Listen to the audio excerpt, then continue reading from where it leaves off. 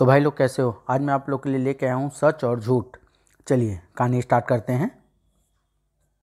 एक बार सच और झूठ में इस बात को लेकर ठन गई कि इस कलयुग में दोनों में से किसका बोलबाला अधिक है।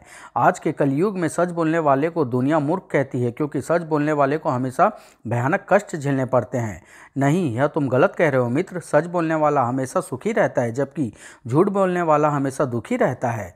यह तुम्हारा भ्रम है मित्र। आज की दुनिया में लोग झूठे को ही इज्जत करते हैं और सच्चे से नफरत। इसलिए मैं तुमसे बड़ा हूँ। सच हमेशा से बड़ा रहा है मित्र। झूठ को तो हमेशा नीचा देखना पड़ा है। नहीं मित्र, तुम फिर गलत कह रहे हो। यदि ऐसी बात होती तो कल एक कुम्हार मेरा सहारा लेकर फांसी के तख्ते पर झूलने से कैसे बच जाता। आज वह मेरी ही जय जयकार कर रहा है। एक कुम्हार तुम्हारा सहारा लेकर फांसी के तख्ते पर झूलने से बच गया। मैं कुछ समझा नहीं मित्र। जरा मुझे तो बताओ कि ऐसी अनहोनी आखिर हो कैसे गई। तो सुनो, परसों आधी रात के समय जब मैं एक सेठ के घर के आगे से गुजर रहा था, ओह चोर ही मालूम पड़ता है। ए भाई जरा सुनना। आए, कौन कमबख्त हो तुम। मेरा नाम झूठ है और मेरा नाम खूटा सिंह है और मैं एक चोर हूँ। लेकिन भाई तुम मुझसे क्या चाहते हो। उसे सच बोलते देख मैं एकदम क्रोधित हो उठा। झूठ के सामने खड़े होकर सच बोलते तुम्हें डर नहीं लगा मूर्ख। अरे बाप रे, झूठ। दफ़ा हो जाओ यहाँ से, वरना अभी अपनी जान से हाथ धो बैठोगे। जी फिर कभी मुझे दिखाई मत देना, वरना जान बची लाखों पाए। चोर डर के मारे पोटली वहीं छोड़कर भाग गया। लेकिन उसके जाने के कुछ देर बाद ही एक कुम्हार वहाँ से गुजरा। अरे यह पोटली कैसी। बहुत खूब। उस मूर्ख चोर का माल आखिर उस कुम्हार के हाथ लगा। उस पोटली को खोलते ही कुमार की बाँछें खिल उठी। अरे वाह, इतनी ढेर सारी असरफियाँ। अब मेरी सारी गरीबी दूर हो जाएगी। पत्नी देखेगी तो खुशी से झूम उठेगी। बेचारी हर समय पैसे पैसे के लिए तरसती रहती है। बहुत प्रसन्न है, लेकिन देखना चाहिए कि वह मेरा भक्त है या सच का। वह कुम्हार का बच्चा तो मेरी मेहनत की कमाई मज़े में लिए जा रहा है, लेकिन मैं करूँ भी तो क्या। वह झूठ का भूत तो उसके पीछे ही चल रहा है, मुझे देखते ही मार डालेगा। खैर कोई बात नहीं, यदि माल मेरे हाथ नहीं लगेगा तो इस कुम्हार के बच्चे के भी हाथ नहीं लगेगा। देखता हूँ कैसे ले जाता है वह मेरे माल को। मैं इस बात से बिल्कुल बेखबर था कि वह चोर जिसे कुछ देर पहले मैंने डरा धमकाकर भगा दिया था, वह भी उस समय मेरे पीछे पीछे चला आ रहा है। और जैसे ही हम एक मोहल्ले में पहुँचे, चोर चोर पकड़ो पकड़ो। अरे यह तो वही चोर है। उसका शोर सुनकर मोहल्ले वालों की नींद खुल गई। वह रहा चोर, साला गधे पर भाग रहा है। अरे लल्लू लाइयो अरे मेरा डंडा। चोर चोर पकड़ो पकड़ो। अरे बाप रे, यह भीड़ तो मेरी ही ओर आ रही है। हाय, अब मैं क्या करूं। वाह, वह चोर तो मेरा ही भक्त निकला। यही है चोर, पकड़ो इसे। इसने सेठ के यहाँ चोरी की है। नहीं नहीं, मैं चोर नहीं हूँ, मैंने कोई चोरी नहीं की है। हर चोर यही कहता है कि वह चोर नहीं है। भाइयों, इसकी तलाशी लो, तब आप लोगों को स्वयं मालूम हो जाएगा कि यह चोर है या नहीं। हाँ भाइयों, इसका कहना सही है, तलाशी लो इसकी। कुम्हार के हाथों में दबी पोटली खोलने पर, अरे असरफियाँ, यह मैंने चुराई नहीं है। यदि तुमने चुराई नहीं है तो बताओ कि इतनी ढेर सारी असरफियाँ तुम्हारे पास कहाँ से आई। यह असरफियों की पोटली मुझे रास्ते में पड़ी मिली थी। अरे यह तो सच का भक्त निकला। कमबख्त सच बोल रहा है। अब मैं इससे अपनी महानता मनवा कर ही रहूँगा। साला चोरी करता है और ऊपर से झूठ बोलता है। तड़ाक। ओह, मेरे विचार से हमें इसे महाराज के पास ले चलना चाहिए। वे ही इसे उचित दंड देंगे। हाँ हाँ, ले चलो इस सत्यवादी की औलाद को महाराज के पास। वे लोग कुम्हार को लेकर राजा के दरबार में पहुंचे। बताओ, यह धन तुम्हें कहाँ से चुराया। मैं सच कहता हूँ महाराज, मैंने यह सरफिया चुराई नहीं, बल्कि मुझे एक जगह पोटली में पड़ी मिली थी। अब भी सच बोल रहा है, मूर्ख कहीं का। यह झूठ बोलता है महाराज, इसने मेरे सामने ही नगर सेठ के घर चोरी की थी। वाह बेटे खूटा सिंह, तुम वास्तव में मेरे भक्त हो। तुम जैसे भक्त ही तो इस युग में मेरा नाम रोशन कर रहे हैं। पहले नाहक ही मैं तुम पर नाराज हुआ था। सुनो खूंटा सिंह, यदि तुमने स्वयं अपनी आंखों से इसे चोरी करते हुए देखा था तो उसी समय शोर क्यों नहीं मचाया। इसलिए महाराज की नगर सेठ उस समय घर पर नहीं थे और मैं उसे रंगे हाथों पकड़ना चाहता था।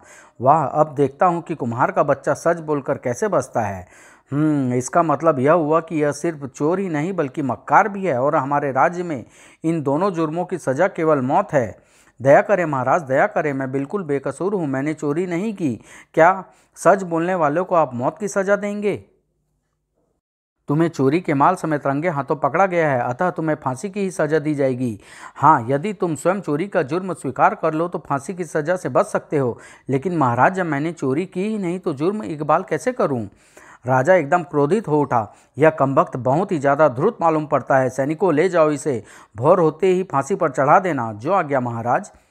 आह, सच है, आज सच का नहीं झूठ का बोलबाला है। निसंदेह सच से झूठ बड़ा है। वाह, आज देखा मैंने झूठ का चमत्कार। आखिर सच बोलकर मारा ही गया बेचारा। कुम्हार को कारागृह में डाल दिया गया, लेकिन न जाने क्यों मुझे उस पर दया आ गई। सच बोलकर तुम बच नहीं सकोगे कुम्हार भाई। बचना चाहते हो तो झूठ बोलो। तुम कौन हो भाई, और क्या कहना चाहते हो? मुझे झूठ कहते हैं। अगर तुम मेरा सहारा लोगे तो न केवल फांसी चढ़ने से बच जाओगे बल्कि सुखी भी रहोगे। ओह, तब मुझे क्या करना चाहिए झूठ भाई? कल जब तुम्हें फांसी पर चढ़ाया जाए तो तुम सबके सामने चोरी करने का जुर्म स्वीकार कर लेना, फिर देखना मेरा कमाल। ठीक है, मैं ऐसा ही करूँगा। सच बोलकर तो आज मैं भी पछता रहा हूँ। अगले दिन जब भोर होने पर कुम्हार को फांसी पर तख्ते पर ले जाया गया। ठहरो, मैं अपना जुर्म स्वीकार करता हूँ। वह असरफियाँ वास्तव में मैंने ही चुराई थी। क्या आए? इसने अपना जुर्म स्वीकार कर लिया है श्रीमान, अतः इसे फांसी लगाना उचित नहीं होगा। मेरे विचार से इसे महाराज के पास ले जाना चाहिए। ठीक है, ले चलो। शीघ्र ही। हमें खुशी हुई ए चोर कि तुमने अपना जुर्म कबूल कर लिया। अब हम तुम्हें 10 दिन का साधारण कैद की सज़ा देते हैं। यह कमबख्त भी झूठ बोलकर साफ बच निकला। और इस तरह वह कुमार मेरे सारे फांसी के तख्ते पर चढ़ने से बच गया। अब तुम ही बताओ कि यदि वह तुम्हारी ही रट लगाए रहता तो चढ़ गया होता ना फांसी पर। बेशक वह तुम्हारे कारण बच गया मित्र, लेकिन फिर भी जीत मेरी हुई। सम्मान सच का ही मिला। क्या मतलब? राजा ने उसे सच बोलने के लिए कहा था। भले ही कुम्हार ने अपनी जान बचाने के लिए तुम्हारा सहारा लिया, लेकिन राजा ने तो यही सोचकर उसकी फांसी रद्द कर दी कि वह सच बोल रहा है। यानी राजा ने सम्मान तो मेरा ही किया ना। फिर झूठ का सहारा लेने के बाद भी चोर भी तो अपने उद्देश्य में सफल नहीं हुआ। ओह, तो तुम यह कहना चाहते हो कि तुम मुझसे बड़े और शक्तिशाली हो? निसंदेह झूठ के बल पर तैयार की गई इमारत ज़्यादा दिन तक खड़ी नहीं रह सकती। सच का एक भी झोंका उसे रुई के गोले के समान हवा में उड़ा देगा, जबकि सच ईश्वर के समान हमेशा अजय व सर्वत्र रहता है। अच्छा, यदि ऐसी बात है तो अब इस बात का फैसला हो ही जाना चाहिए कि आज के युग में हम दोनों में बड़ा व शक्तिशाली कौन है, तुम या मैं? मैं भी यही चाहता हूँ। तो चलो नगर में मनुष्य के बीच चलें। हाँ, चलो। और दोनों शहर की ओर चल पड़े। शीघ्र ही। वह देखो, 2 व्यक्ति आ रहे हैं। आओ उन्हीं से बात का फैसला कराते हैं कि हम दोनों में कौन बड़ा है। मुझे में इसमें कोई आपत्ति नहीं। चलो। दोनों उन राहगीरों के पास पहुँचे। क्यों भाइयों, क्या तुम बता सकते हो कि आज के युग में सच और झूठ में कौन बड़ा कौन है? भाई, मैं तो झूठ का पुजारी हूँ। झूठ ही मेरा ईश्वर है और झूठ ही मेरी रोजी रोटी। यदि इस कलयुग में मैं सच बोलूँ तो पूरे परिवार सहित भूखा मर जाऊँगा। लेकिन दूसरे ने कहा, भाई मैं तो सच का पुजारी हूँ और सच को ही अपना ईश्वर मानता हूँ। झूठ बोलकर मैं एक पल के लिए भी चैन नहीं पाता। कहकर दोनों राहगीर अपनी राह हो लिए।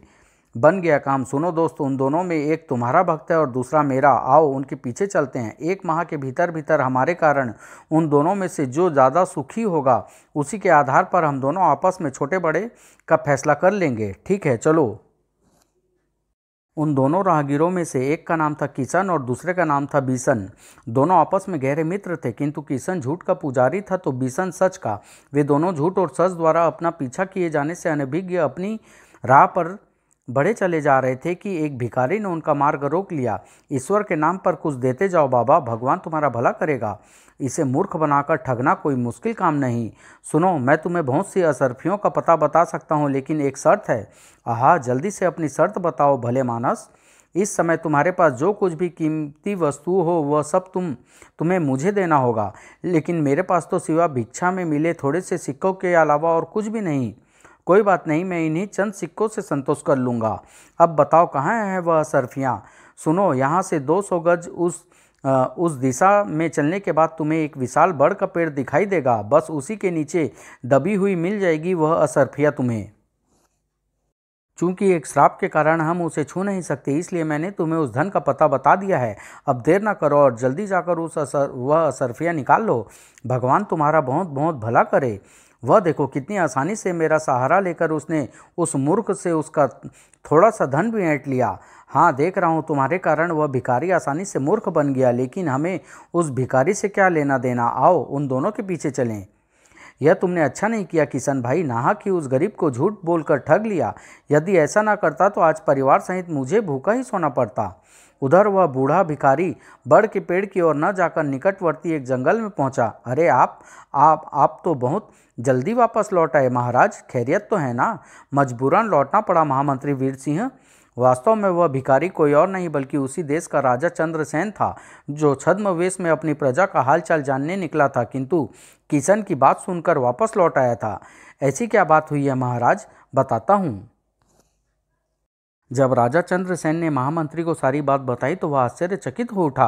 आश्चर्य है महाराज, भला आज के युग में कोई व्यक्ति चंद सिक्कों के बदले बहुत सी असरफियाँ कैसे किसी को यूं ही दे सकता है? लगता है उसने एक भिखारी समझकर आपको ठगने की कोशिश की है। लगता तो मुझे भी यही है, लेकिन मैं उस स्थान की जांच किए बगैर उसके बारे में कोई राय बताना उचित नहीं समझता।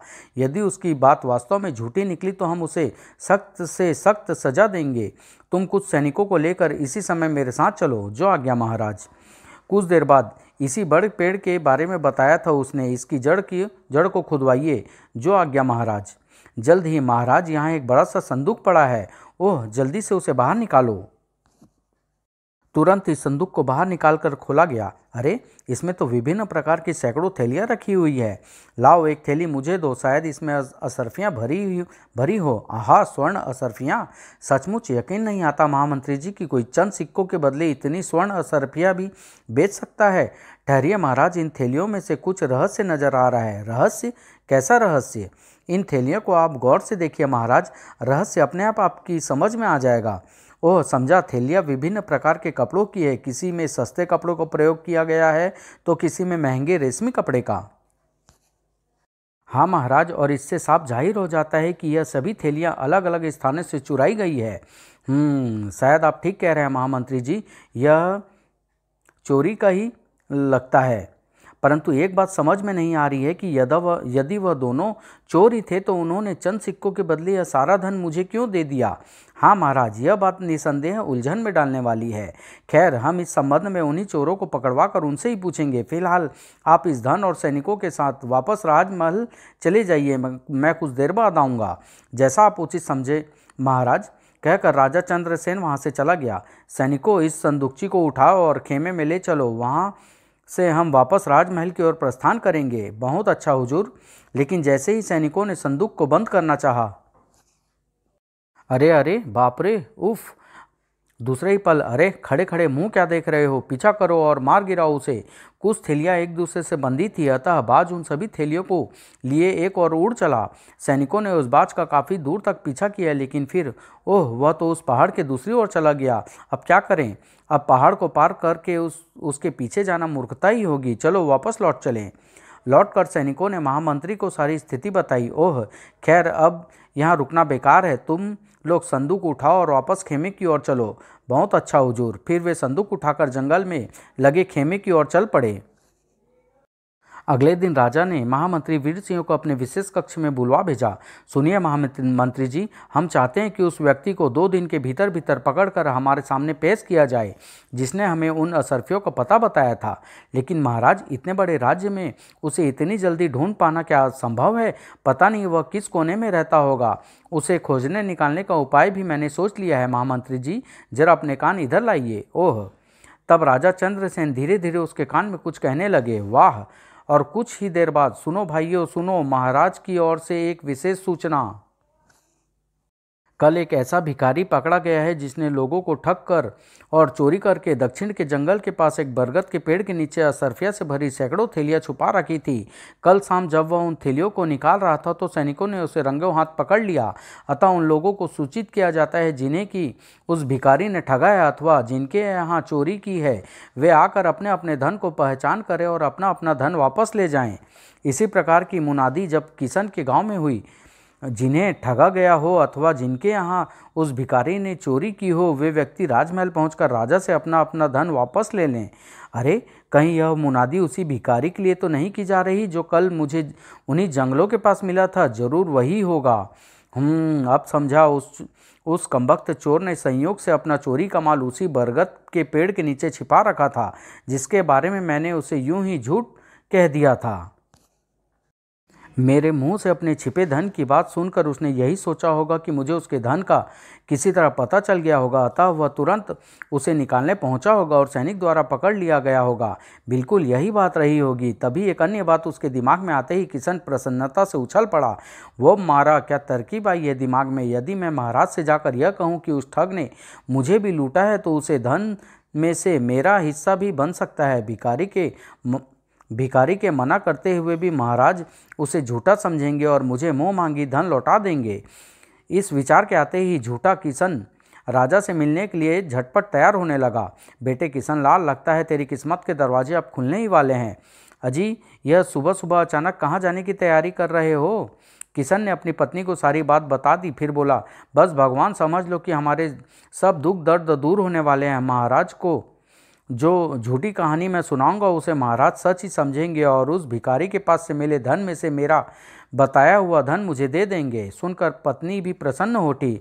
आहा, वास्तव में तुम्हारे झूठे दिमाग का कोई जवाब नहीं, लेकिन जल्दी ही लौट कर आना। अरे भगवान, अभी गया और अभी आया। वो देखो, तुम्हारा भक्त राजा की मुनादी सुनकर शायद राजा से ही मिलने जा रहा है। हाँ, और मुझे पूरा विश्वास है कि वह मेरा सहारा लेकर राजा से अच्छा खासा धन प्राप्त कर लेगा। चलो देखते हैं। कुछ देर बाद महाराज से कहो कि मैं उसी भिखारी द्वारा लूटा गया एक आदमी हूँ जिसके पकड़े जाने के बारे में कल मुनादी हुई थी। ठीक है, तुम यहीं रुको, मैं महाराज को खबर करता हूँ। महाराज, किशन नाम का एक व्यक्ति उस भिखारी के संबंध में आपसे मिलना चाहता है। ओह, उसे तुरंत यहाँ ले आओ। द्वारपाल के जाने के बाद महामंत्री जी, मुझे लगता है यह वही व्यक्ति है जिसने हमें उन असरफियों के बारे में बताया था। ऐसा ही लगता है महाराज, लेकिन इतनी जल्दी बात बन जाएगी मैंने नहीं सोचा था। सुनिए महामंत्री जी, मैं भिखारी का रूप धारण करता हूँ और आपको क्या करना है यह आप जानते ही हैं। कोई गड़बड़ नहीं होनी चाहिए। जी हाँ महाराज, आप निश्चिंत रहिए। और जब द्वारपाल किशन को लेकर वहाँ हाजिर हुआ तब राजा चंद्रसेन भिखारी का रूप धारण कर चुके थे और महामंत्री राजा का स्थान ग्रहण कर चुका था। वाह, वही भिखारी है, वही है। महामंत्री जी की जय हो। ठीक है ठीक है, क्या तुम इस भिखारी को पहचानते हो? बहुत अच्छी तरह से महामंत्री जी। 3-4 दिन पहले इसी धूर्त ने ही तो मुझे धोखा देकर मेरा सब कुछ लूट लिया था। जो कुछ कहना चाहते हो साफ साफ कहो। ओह, यह एक चोर ही नहीं, एक नंबर का झूठा भी मालूम होता है। महामंत्री जी, आज से 3 दिन पहले की बात है। जब मैं खेत से काम निपटा कर घर लौट रहा था तो यह मुझे रास्ते में मिला। इस गरीब को कुछ दान करता जा भले मानस। अरे बाबा, जाओ कोई और घर देखो, यहाँ तो खुद खाने के लाले पड़े हुए हैं। मुझे धिक्कार कर तुम घाटे में रहोगे बच्चा। जो मुझे देगा उसे मैं मालामाल कर दूंगा। क्या? मैं कुछ समझा नहीं। मतलब यह कि मैं कोई साधारण भिखारी नहीं बल्कि एक पहुंचा हुआ मांत्रिक हूँ। किसी कारणवश मुझे भीख मांगकर धन इकट्ठा करना पड़ रहा है। यदि कोई मेरी मदद करे तो मैं इतना धन दे सकता हूँ कि उसे जिंदगी भर कुछ करना न पड़े। विश्वास न हो तो यह देखो। अरे, 5 सोने के सिक्के। हाँ, यदि कोई मेरी मदद करे तो ऐसे हजारों सिक्के मैं उसे भी पैदा करके दे सकता हूँ। महाराज, ऐसी बात है तो आपको किसी दूसरे के पास जाने की कोई आवश्यकता नहीं। आप मुझे बताइए कि आपको किस किस्म की मदद चाहिए। ठीक है तो सुनो, मैं एक सिद्धि प्राप्त करने के लिए एक यज्ञ करना चाहता हूँ, परंतु धन के अभाव के कारण मैं वह यज्ञ नहीं कर पा रहा हूँ और बिना यज्ञ के सिद्धि और बिना सिद्धि के सोने के सिक्के हमें नहीं मिल सकते। बस बस महाराज, मैं समझ गया। आप मुझे केवल कुछ समय दें, मैं अपना घर बार और खेत आदि बेचकर आपके लिए इच्छित धन जुटा दूंगा। ठीक है, जाओ, मैं संध्या को यहीं पर तुम्हारा इंतजार करूंगा। जो आज्ञा महाराज। और महामंत्री जी, उसी शाम ही मैंने अपना सब कुछ बेचकर इकट्ठा किया हुआ धन उसके हवाले कर दिया। निसंदेह तुम एक बहुत ही नेक इंसान हो। अब जाओ, कल रात मुझे इसी स्थान पर मिलना। इसके बाद तुम्हें कोई दुख दर्द नहीं रह जाएगा। जैसी महाराज की इच्छा। महामंत्री जी, इस तरह यह मुझे बर्बाद करके चंपत हो गया था। कृपा करके मुझे मेरा धन वापस लौटाएं। मूर्ख, तू नहीं जानता कि मैं कौन हूँ और तू यह झूठी कहानी किसे सुना रहा है? तुमने इसे अपना सब कुछ बेचकर कितना धन दिया था?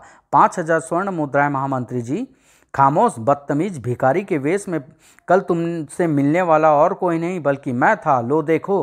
अरे बाप रे महाराज, मूर्ख, यह सब नाटक और मुनादी मैंने तुम्हें सामने लाने के लिए ही की थी। मैं तो तुम्हें किसी और चक्कर में सामने लाना चाहता था, लेकिन अब मालूम हुआ कि तुम एक महा झूठे इंसान हो। सैनिकों, गिरफ्तार कर लो इस झूठे और मक्कार इंसान को। हे ईश्वर, बुरा फंसा आज झूठ बोलकर।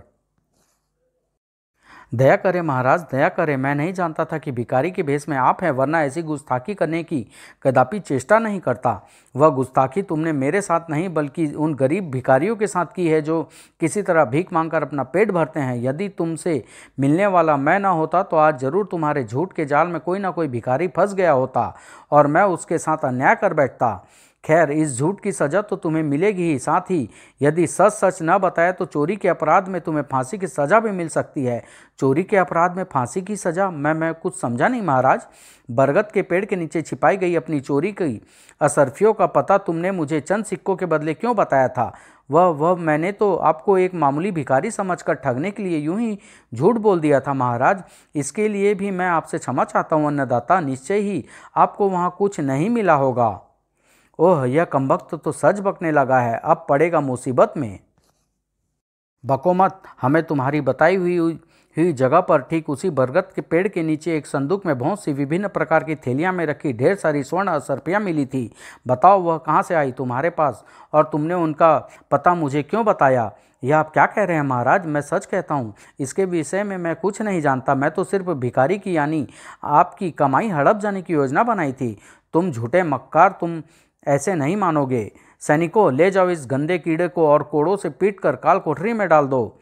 ठहरिए महाराज, ठहरिए, मुझ पर रहम खाइए। यदि आप मुझे कुछ समय दे तो मैं यह साबित कर सकता हूँ कि वह धन मेरा नहीं है।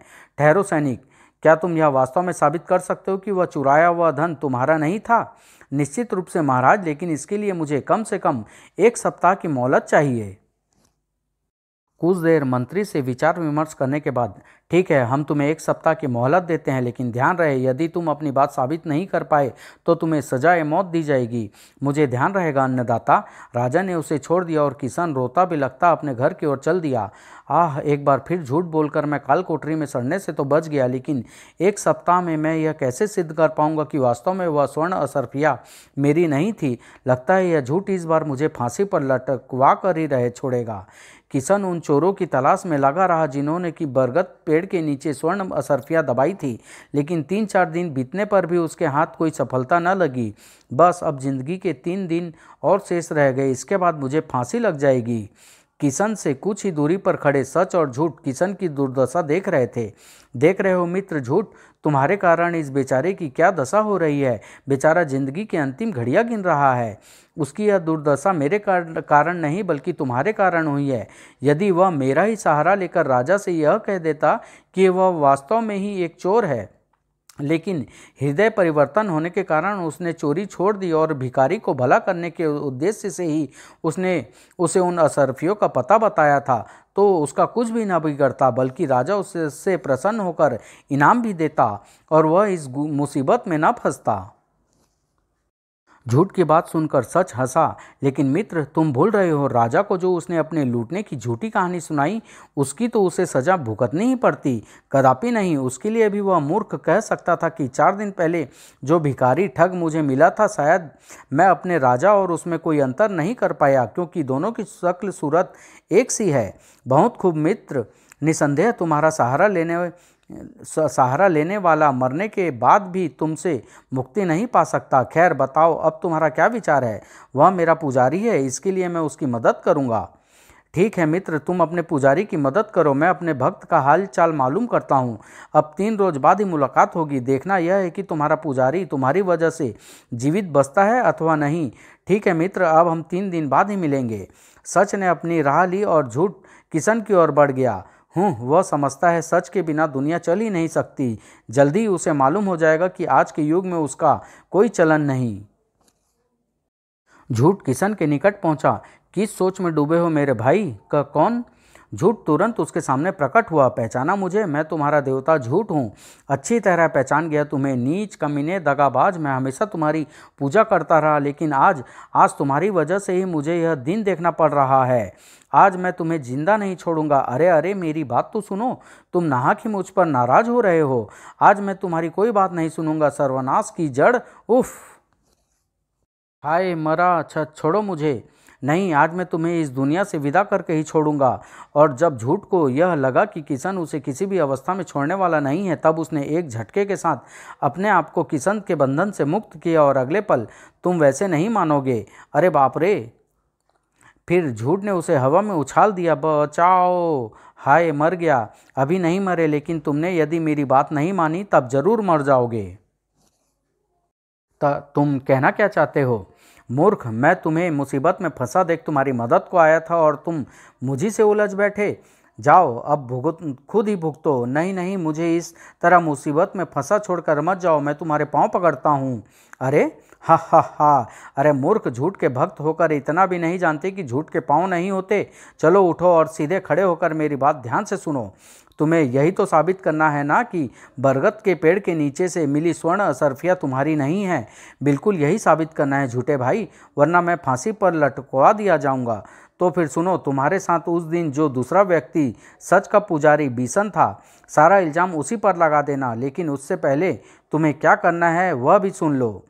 क्या किशन झूठ बोलकर फांसी से बच सका? झूठ और सच में कौन बड़ा साबित हुआ? किशन द्वारा झूठा आरोप लगाने पर किशन को क्या सजा मिली? झूठे ने किशन को फांसी से बचने के क्या क्या उपाय बताए? वे असरफियाँ वास्तव में किसकी थी? इन सभी प्रश्नों के उत्तर जानने के लिए अगले अंक का इंतजार करें। झूठे का मुंह काला। अगर आपको कॉमिक्स अच्छी लगी कमेंट करिए ताकि इसका नेक्स्ट पार्ट जल्दी लेके आ सकूं। समाप्त।